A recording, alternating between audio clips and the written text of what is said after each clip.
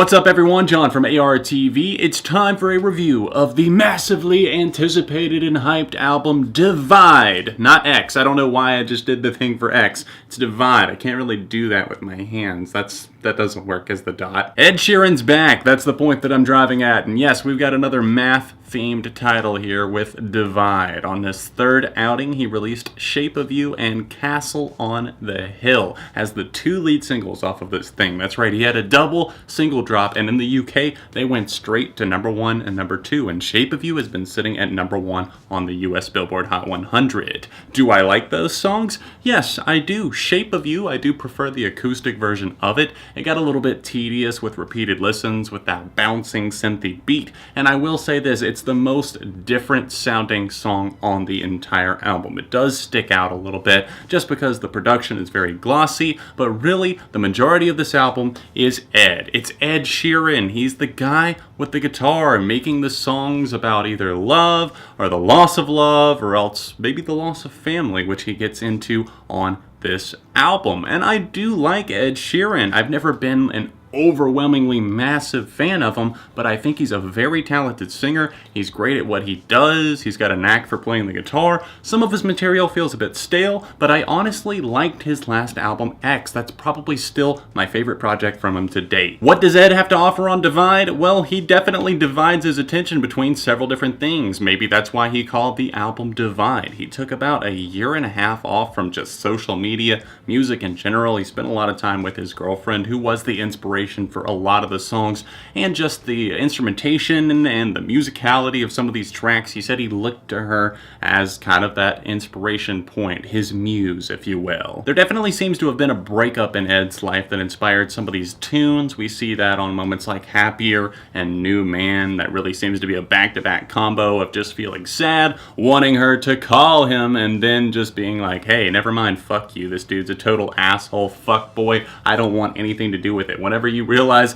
that you're with some sort of total douchebag, maybe give me a call. And I love how bitter New Man is. And then on the other side of the fence, you got the ones that his girlfriend and clearly inspired, moments like Dive, and then Perfect, another thinking out loud type track. And Ed obviously channels that quite often, and I really didn't think I was gonna like Perfect all that much. And not that I'm in love with the track by any means, I just feel like it does rise out of that little mire, like getting sucked down in the bog of all of these songs that are just like, oh, you know, you're so great and you're inspirational and you're not just ordinary or anything like that. But this one actually does feel pretty genuine, and in fact, I like it a bit more than the other track that he was promoting on this, How Would You Feel? That was one that originally wasn't supposed to be on this album. He actually found it thanks to his girlfriend finding it in an email and saying, hey, remember this song you sent me? That was good, except it's not anything that special in my opinion. It's got some strings on there trying to really pull at your emotions,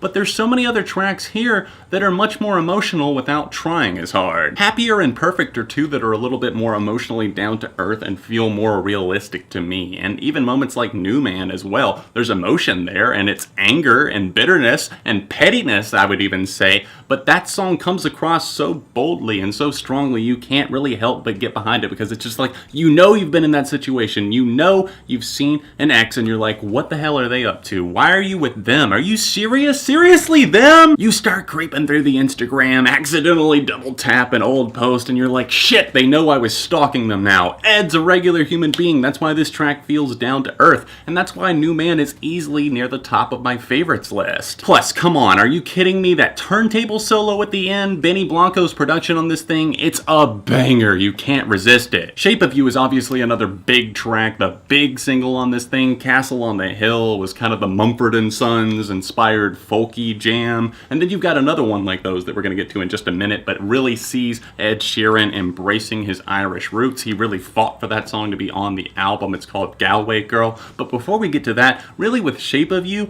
I see him trying his hand at something new. It works out. I do like the song a whole lot, even though it does get a little bit annoying with the loop. I really have to say I recommend checking out the acoustic rendition of this, just because it feels a lot more smooth. Ed is humming the to open up the song instead of just the loop. I feel like it's a lot more down to earth, obviously, with it being an acoustic one, and it feels a lot more like Ed. Sadly, there's a lot of songs on here that just feel serviceable to me. Castle on the Hill is one of those. Looking back at those childhood memories, there's like a thumping drum beat that kind of gets a little bit annoying as it goes on, especially during the backing of the chorus, because it's mainly just that stuttered guitar and then the thumping beat, and you hear that, and Ed Sheeran's vocals kind of get distracted, and I feel like the spotlight is taken away a little bit just because of the annoying presence of the kick drum going in the background. And then on other tracks here, we've got some just white guy with acoustic guitar stuff that I don't care about all that much at all. One of those I already talked about, How Would You Feel?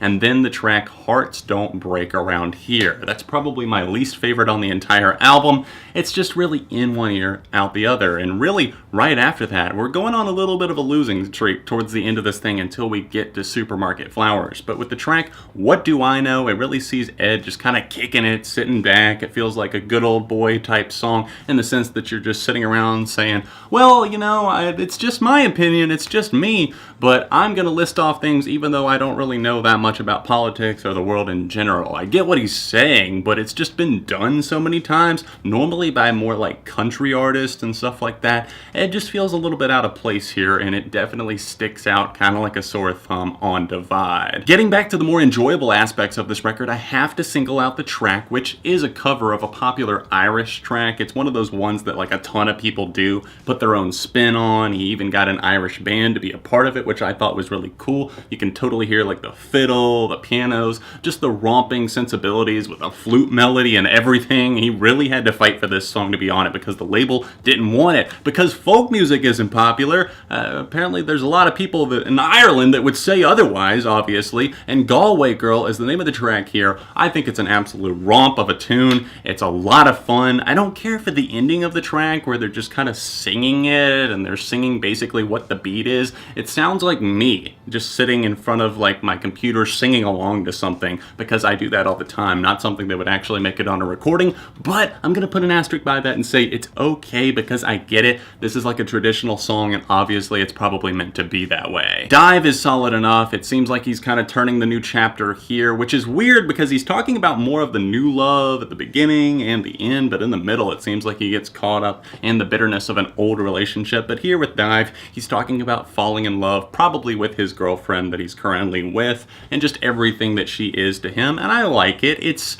somber, it's simple, kind of a slow burn, it's effective, but not a top favorite. I don't think it's anything that I'm going to keep coming back to, but two moments that I really want to talk about before I close out this review come in the form of the first and last track on the standard edition of this record. Let's start with Eraser. Damn, I love hearing Ed Sheeran spit some hot bars over an acoustic guitar loop. That's exactly what we get on the opener, Eraser. I love he's talking about just his year off, his experiences with the music industry, where he's at now, what he's going to do. He's back with this new record, and it's a bold statement to open things up. I love this track. In fact, I find this to be one of the best songs on the entire album. That and the closing track, Supermarket Flowers, which is just a heartbreaking ode to his grandmother that passed away during the recording of Divide. His grandfather actually convinced him to put it on the record. He wasn't going to, or else he was going to stick it as like a deluxe edition bonus track or something like that. But his grandfather at his grandmother's funeral said, we need to put this one on the record, do it for your grandmother, and he agreed. Ed decided that he wanted to put this on here,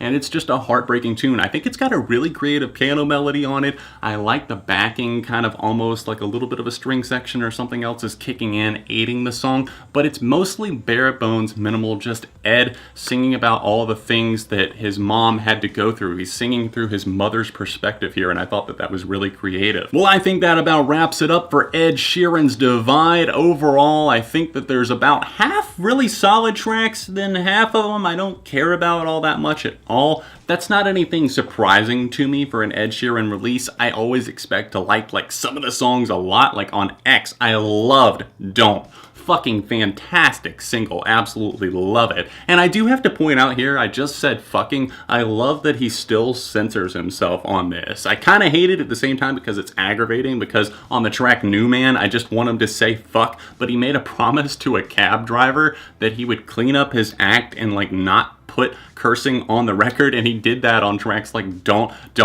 with my love. And it's just like, just say fuck. But at the same time, I get it because there's a lot of kids listening. But you did say asshole on New Man. So it's just like, where are we drawing the line here, Ed? Anyways, little tangent aside, I did enjoy this overall. I'm not feeling super strong about it. Overall, I'm going to have to say a 3, maybe even a light 3.5 out of 5 for Divide. What did you guys think? Make sure you sound off in the comments section down below and grab yourself some ARTV merch. It is the second link down in the description. You can get cool shirts like this. We've got Brian Starr's parody merch. We've got ARTV logo stuff. Thank you to my girlfriend Infinity on Hannah for designing everything. Make sure you guys pick it up, help support ARTV, or the top link in the description, even more helpful if you can pledge monthly on Patreon. That would be the greatest help in the world. Thank you to everybody who has supported thus far. Be sure to leave a like on my Divide review and let me know your thoughts in the comments section down below. Click right here for my Patreon, right here for my last Ed Sheeran review, or right here for that Temples review that I was talking about at the very beginning of this video. All of my social media is linked in the description, and other than that,